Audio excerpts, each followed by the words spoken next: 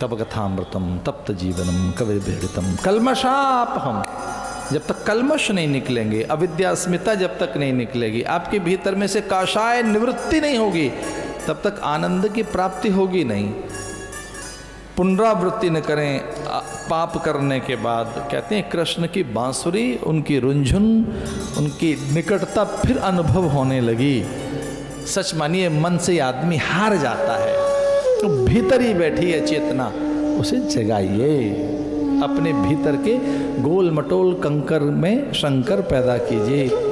और भारत के लोग बड़े निराले लोग हैं। वो पत्थर में से न केवल प्रतिमा बल्कि परमात्मा को पैदा करने वाले प्राणी हैं। घर में जब पंडित जी आते हैं तो मोली में गणेश का आह्वान करते हैं, ये कहकर एया गच्छ एया तिष्ठ वरदो भव सुप्रसन्नो भव। अरे यजमान, ये गणेश जी को प्रणाम करो। पाद्य अर्घ आचमन स्नान गंध अक्षत पुष्प वस्त्र धूप दीप नैवेद्य। और ये क्या है? एया गच्छ एया तिष्ठ वरदो भव सुप्रसन्नो भव। गणेश जी का ध्यान करिए। गणानां त्वा गणपति हवामहे। फल फूल द्रव्य नैवेद्य प्रदक्षिणा कीजिए। ये गणेश जी हैं, प्रणाम कर रहा है वो। सुपारी में गणेश बना दिया मंत्रों से। देखो तो सही, सुपारी में गणेश बन गए। वो कहता है यजमान पूजा पूरी हो गई, अब क्या करें? बोले गणेश जी को जहाँ से आए वहीं जाएं। गच्छ गश्रुश्रेष्ठ पुनरागमनाय च। ये क्या है? हैं तो गणेश, इनको विदा करो। गच्छ गच्छ सुरश्रेष्ठ पुनरागमनाय, फिर से आना, इनको विदा कर दो देवताओं को। देवता विदा हो गए। फिर वो यजमान के हाथ में सुपारी रख देते हैं कि जरा ये गुड लक के लिए ठीक है, इनमें गणेश जी का आह्वान किया था, इन्हें घर में रख देना। गणेश जी कहाँ गए? अरे जहाँ से आए थे वहाँ गए। कभी कभी गुरु भी ऐसी बातें पूछते हैं चेले से, पर चेला भी बड़ा निराला होता है। एक बार गुरु ने पूछा शिष्य से, दीपक जलाया और पूछा चेले से, बेटा ये प्रकाश कहाँ से आया? ये जो प्रकाश है बता कहाँ से आया?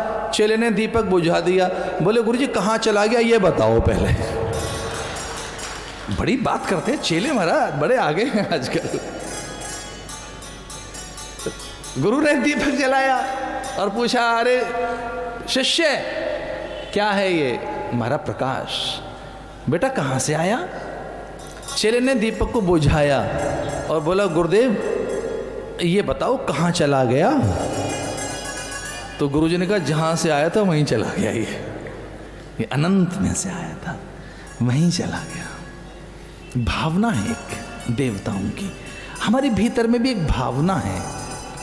गच्छ गस्र श्रेष्ठ प्रतिमा पैदा तो कर दी जाती है जयपुर की गलियों में, वहाँ प्रस्तर से प्रतिमा, पर वो केवल प्रतिमा है। जब तक पंडितों के हाथ न लगे, वो उसमें प्राण प्रतिष्ठा न करें, तब तक वो पत्थर की प्रतिमा है। वो देवता कब? जब इन पंडितों के हाथ लगे और ये फिर आवरण पूजा करें, फिर ये जलाधिवास अनाधिवास फलाधिवास करें, फिर ये उसमें प्राण प्रतिष्ठा करें।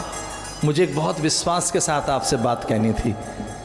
सच मानिए, जैसे ही आप पैदा हुए भगवान ने स्वयं की स्थापना आपके भीतर की हुई है, आप में प्राण प्रतिष्ठा की हुई है। आप प्रतिष्ठित प्राणी हैं, आप में मंत्र की स्थापना है, आप में वो सब सामर्थ्य है, जन्म से ही वो योग्यता आप में है।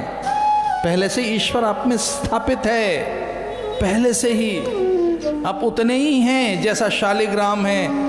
आप उतने ही भीतर में ऊर्जावान हैं जितना नर्मदेश्वर है। कहते हैं नर्मदेश्वर स्वयं सिद्ध हैं, शालिग्राम स्वयं सिद्ध हैं। अरे शालिग्राम जन्म से ही सिद्ध हो सकता है, गंडकी में से निकला स्वयं सिद्ध है, नर्मदा में से निकला नर्मदेश्वर स्वयं सिद्ध है। हमारे भीतर वो चेतना है, वो जगाई जाएगी, उसे जगाया जाता है।